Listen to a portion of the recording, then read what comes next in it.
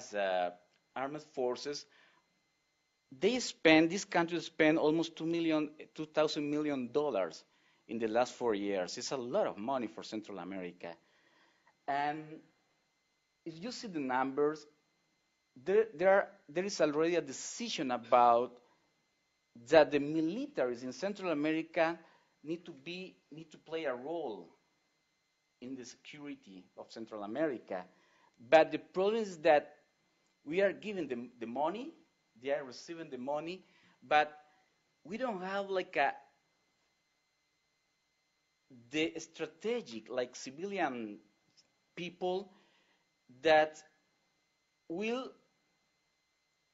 let us know that if we are putting this money in the right way, and nobody's talking about this. I mean, it's easy to say the military will not allow to participate in internal security, with the exception of Guatemala, where the Constitution allowed them to participate in internal security. The rest of the Constitution do not allow them to participate. But that is not the point. They are participating since several years ago. Marcela already showed you the different areas that they are working, and we had to talk about that. I didn't have enough time to translate this, but if you see the Central Security Strategy, you will notice that in several areas or components that were presented in this conference last week, the military, they are participating actively in these areas. I mean, when you talk about delincuencia organizada, they have plans like a national army, and they have plans into the CEFAC. When you say about narcotráfico, they are very active, working on narcotics. When you say about terrorism, they are working on that, or at least they have a strong plan and they know what they have to do in the near future. And when you talk about borders, I mean, in Central America, the borders are in control of the militaries. I mean, just the customs are in control of the police. But the borders, as Marcela showed it in the photograph, are basically empty, and in the business scenario, are controlling for the military force. All this environment led us to tell you that we need to improve the approach to the problem of the military in Central America. We had to be more creative. We had to propose specific issues. If we have a problem dealing with the military and internal security, we had to say what are the problems. But we had to present a proposal about why not, or why we have to allow them to participate in internal security. I mean, there's a huge challenge. They are spending a lot of money, and I think that this is the time for Central America to try to bring together ideas, to bring together the people, and to put on the table a reasonable proposal and that allow us to do something good with the militaries in Central America. They are there, they have money, they are powerful, and we have to change that, and we have to look to make these people accountable, bring these people to resolve the problem we have, and in an environment of human rights, an environment of oversight, and an environment of a good bureaucracy, civilian bureaucracy working around them. Thank you.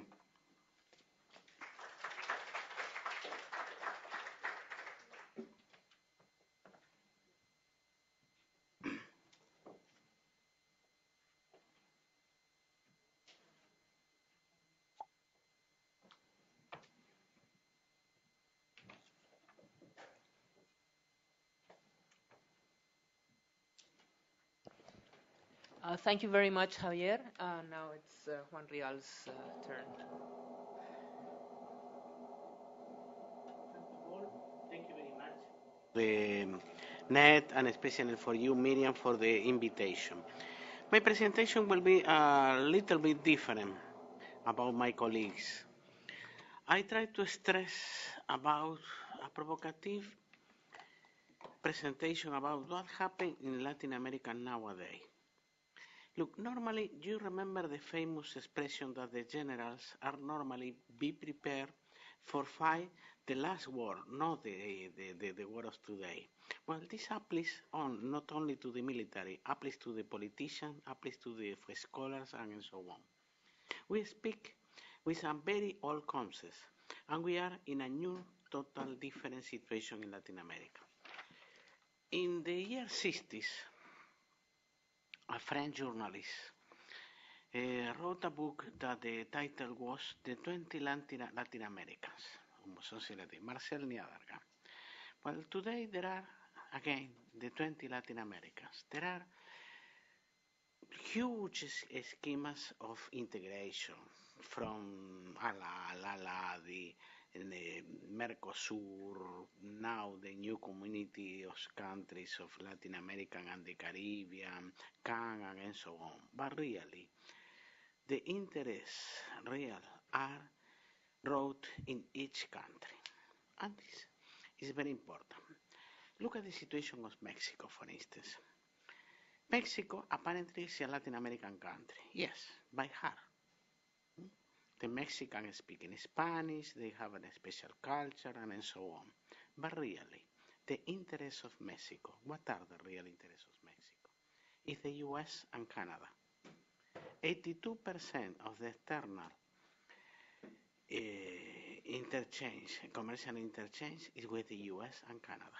So Mexico is practically irrelevant for the rest of Latin America. First point. And this is a big condition for the politics of the region. Second, if you refer to Central America, first there are a definition. Is Panama part of Central America? Is not part of Central America? What happened with the an special Caribbean country in Central America like Belize? Well, but Central America, a country that depends of remittance, depends on tourists and depends of maquila. And in the cultural area is really countries that are sinking every day in the US. The real capital for the majority of the elite is not the national capital, it's Miami. Yes, it's about that, but it's true. And even if you take in account Panama, Panama is practically a free zone, a really big free zone with the 140 banks, second floor banks with special types of business that nowadays had an important competence from Santo Domingo that trying to follow the same path. There are also in the region two big exceptions. One is Haiti. Haiti, you know, poor Haiti, practically a failed state, a protectorate when, without the presence of MINUSTAH, it's impossible to maintain a minimum of security. And the other is Cuba, a museum of the social engineering of the 20th century, without a really hope to a easy transition from this type of structure to a new one. And there are also the Caribbean, the Anglo, French, Dutch Caribbean. And on the other side, you have South America. There are differences between all the South American countries, but look at South American countries. The majority, if you look at the figures, at the big figures of GDP and so on, they are in the best of the situations. There are providers of commodities from China, commodities from India. There are figures of practically 7-8% of growth every year. But there are a huge social inequalities, incredible huge social inequality in every country, including the most promoted, that is Chile. Chile, you know, was the best example. I recommend you to visit Chile, and after that, compare with other countries about what is your impression. But in general, taking account a very interesting process, practically, except Cuba, in all the countries of the region, the economy regime is a market economy regime, a capitalist regime. Even in Venezuela, even in Bolivia, even in Ecuador, even in Nicaragua, it's a capitalist. It could be a statal capitalist, yes. It could be more complex than that. Miriam knows very well. There are the famous Boliburgueses, Boliburgeoisie, the people that are the privileged of the regime, but they are capitalists.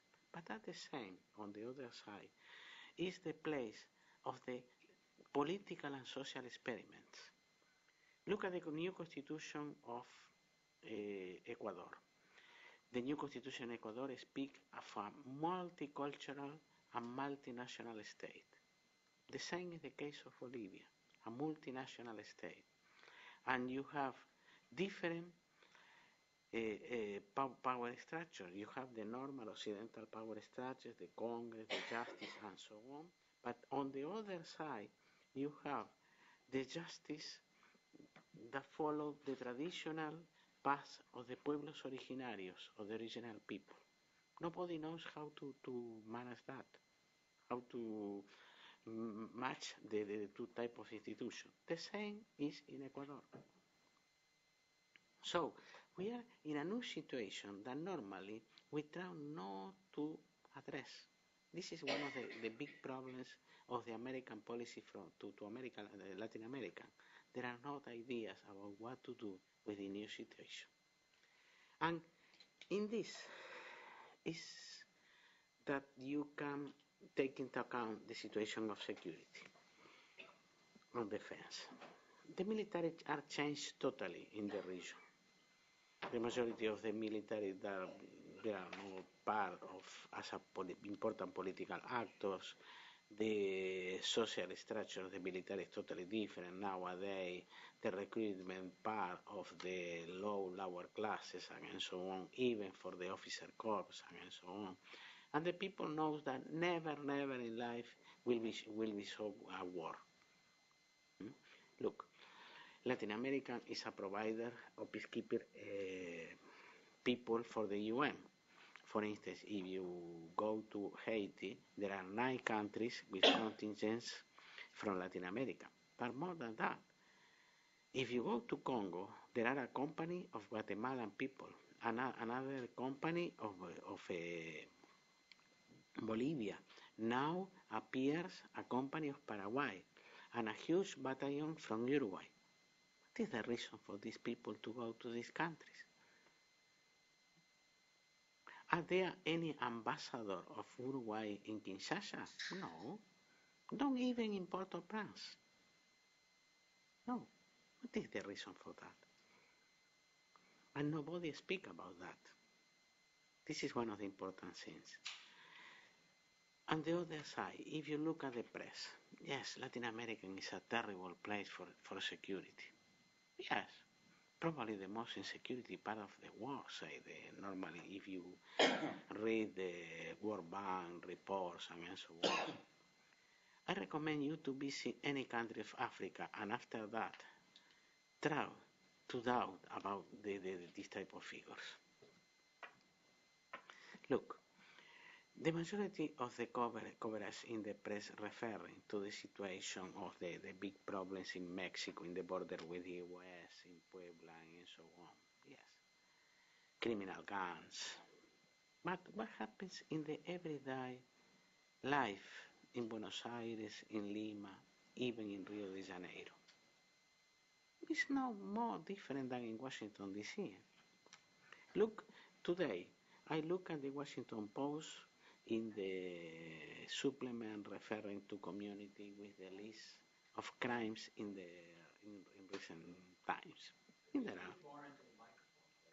Yes, I look at the Washington Post today in the list of crimes in the last times. Normal that other events